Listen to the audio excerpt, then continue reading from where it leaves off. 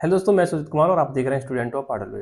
दोस्तों, मैं आज बात करने वाला हूँ एसएससी जीडी में जीएस में स्कोर अच्छा कैसे करेंगे और जीएस को एक लंबे समय तक कैसे याद रख पाएंगे, इसी के ऊपर मैं बात करूँगा। तो सबसे पहले तो आप सभी को दीपावली की हार्दिक शुभकामनाएं।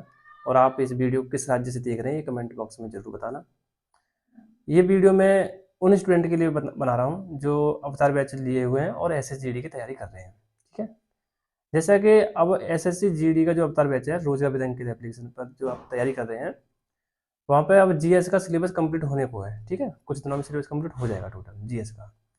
अब हम जीएस को कैसे याद रख पाएंगे ज़्यादा लंबे समय तक और रिवीजन कैसे करेंगे, इसी के ऊपर मैं बात करूँगा। देखो, अब आपको करना क्या है, जैसे आपका सिलेबस जैसे ही कुछ दिनों में कंप्लीट हो जाएगा तो आपको क्या करना होगा। सबसे पहले जो आपने नोट्स बनाए हैं उन नोट्स का करना है आपको रिवीजन। अब रिवीजन भी कैसे करना है मैं आपको वो बताता हूँ। देखो, रिवीजन भी आपको ये नहीं है कि कहीं से भी उठा लिया कैसे भी कर लिया, ऐसे नहीं। आपको एक क्रम से याद करना है। जैसे आप पहले हिस्ट्री को लीजिए, कोई भी ले सकते हैं, मैं एक उदाहरण के तौर पर बता रहा हूँ। आप हिस्ट्री लीजिए मान के चलिए, तो हिस्ट्री में आपको ये नहीं है हिस्ट्री के जो नोट्स बनाए आपने कहीं से भी खोल लिया, नहीं। आपको बिल्कुल शुरू से, है ना, मेरे को शुरू से पहले पेज से ही आपको वो चीज़ें पढ़ती जानी है, पढ़ते जानी। ठीक है, पढ़ने के बाद में ऐसे आप पढ़ लेते हैं तो कुछ देर बाद ऐसे मतलब कहीं जहाँ भी आप पढ़ रहे हैं वहाँ बैठ के आंख बंद करके आप पढ़ने के बाद में ये देखिए, मतलब स्कैन कीजिए उन चीज़ों को जो आपने पढ़ी हैं, उनको मतलब अपने मन के अंदर ही दिमाग में ही उन्हें स्कैन कीजिए। जैसे जैसे आप उन चीज़ों को मतलब सोचोगे और आपके दिमाग में वो चीज़ें आती रहेंगी, तो आपको वो चीज़ें एक मान के चलिए आपको वो याद हो चुकी हैं, वो एक लंबे समय तक याद रह पाएंगी आपको। जो जो चीज़ें आपने पढ़ी हैं पेज में, ठीक है, जो पेज आपने पढ़ा था हिस्ट्री नोट्स में, वो आपके दिमाग में नहीं आई सोचने पर, तो उस चीज़ को दोबारा पढ़िए, है ना। फिर भी नहीं आई, दोबारा पढ़िए। मतलब जब तक पढ़ते रहिए जब तक आप बिना देखे और आंख बंद करके उसे अपने दिमाग में सोच ना लें, तब तक उस चीज़ों को पढ़िए। ठीक है, अब दूसरी बात, हमने ये कर लिया और क्रम से करना है। ठीक है, ये नहीं कि कहीं से भी खोल लिया, नहीं, क्रम से बिल्कुल।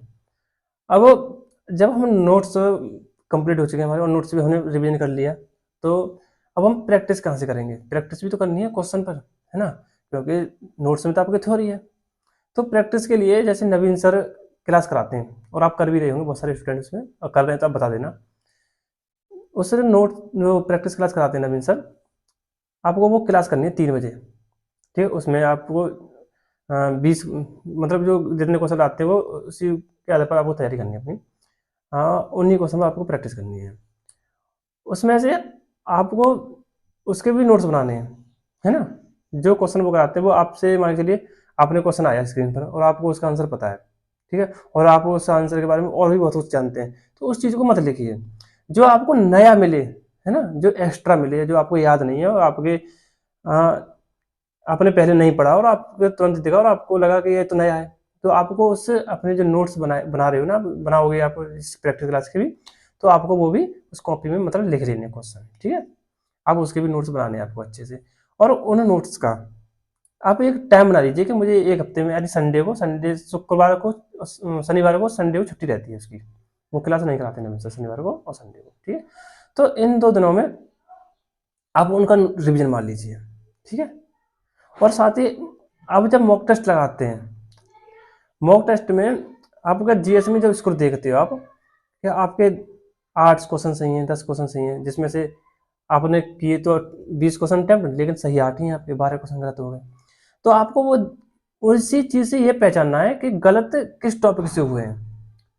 जैसे मान के चलिए आपने 20 क्वेश्चन अटेम्प्ट किए जीएस में, मॉक टेस्ट में, एसएससी जीडी के में, रोज का बैंक के एप्लीकेशन का, और आपके 12 क्वेश्चन उसमें गलत हो गए और 8 क्वेश्चन आपके सही हैं।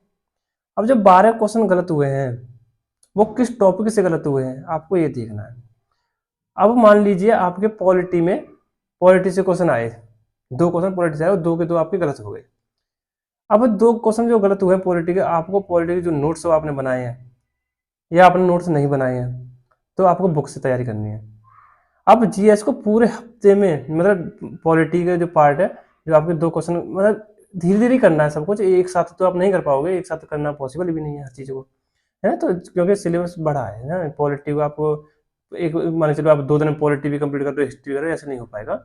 आपको पॉलिटी को मतलब उससे जो टाइप जिस टाइप का गलत हुआ, मान के चलिए कोई आर्टिकल गलत हो गया तो आपको 1-2 दिन में आर्टिकल सभी अच्छे से याद कर लेने हैं। या कोई अनुसूची से गलत हो गया आपको वो याद कर लेनी है। क्या फिर या फिर कोई विदेशी स्रोत जो है वो वहाँ से कोई क्वेश्चन आया वो आपको गलत हो गया वो आपको याद करने हैं। तो आपको चीज़ें पहचाननी है कि गलत मेरा क्या हो रहा है और मुझे किस चीज़ में सुधार करना है ना? जैसे-जैसे आप अपनी गलतियों को पहचानते जाओगे, आपका स्कोर अपने आप बढ़ता जाएगा धीरे-धीरे। देखो, आपने अटेम्प्ट तो 20 किए और मान के चलिए आपकी कोई गलती नहीं होती, तो हो सकता है आप 18-19 17-18 क्वेश्चन सही हो जाते आपके, है ना? तो जो गलती हो रही है, उन्हीं गलतियों को तो पहचानना है। जब वो गलती सही हो जाएँगी, तो स्कोर अपने आप बढ़ जाएगा, है ना? तो रिवीजन करने का एक यही तरीका है कि अपनी कमियों को पहचानें, कि हमारी कमी कहाँ चल रही है जीएस में। और हमसे अभी वो कौन-सा टाइप है, वो कौन-सा टॉपिक है जो हमसे मिस हो रहा है और हम उस चीज़ को पढ़ नहीं पा रहे हैं अच्छे से, लेकिन याद तो कर रहे हैं, याद नहीं हो पा रहा है। वो चीज़ें आपको मॉक टेस्ट से पता चलेगी, जब आप मॉक टेस्ट लगाओगे। मान के चलिए स्ट्रैटेजी के में आपके नृत्य के क्वेश्चन गलत हो रहे हैं और आप नृत्य के क्वेश्चन को पढ़ ही नहीं रहे हो, है ना? नृत्य को जो पार्ट है उसका, लोक नृत्य या शास्त्रीय नृत्य जितने भी हैं, आप उन्हें पढ़ नहीं रहे हो। जब तक आप मॉक टेस्ट नहीं लगाओगे, जब तक आपकी गलतियाँ नहीं होंगी, तब तक आपको पता नहीं चलेगा कि आपको करना क्या है। तो मॉक टेस्ट लगाइए, अपनी कमियों को पहचानिए और कमियों के आधार पर ही अपनी तैयारी को कीजिए। जैसे-जैसे आप अपनी कमियों को पहचानने लग जाओगे ना, तो आपका स्कोर अपने आप बढ़ने लगेगा। ठीक है? और आज के लिए वीडियो ज़्यादा बड़ा हो जाएगा, तो आज के लिए बस मैं इतना ही बोलूँगा। अगर आपको और कोई डाउट है तो आप कमेंट बॉक्स में बता दीजिएगा। आज के लिए बस धन्यवाद।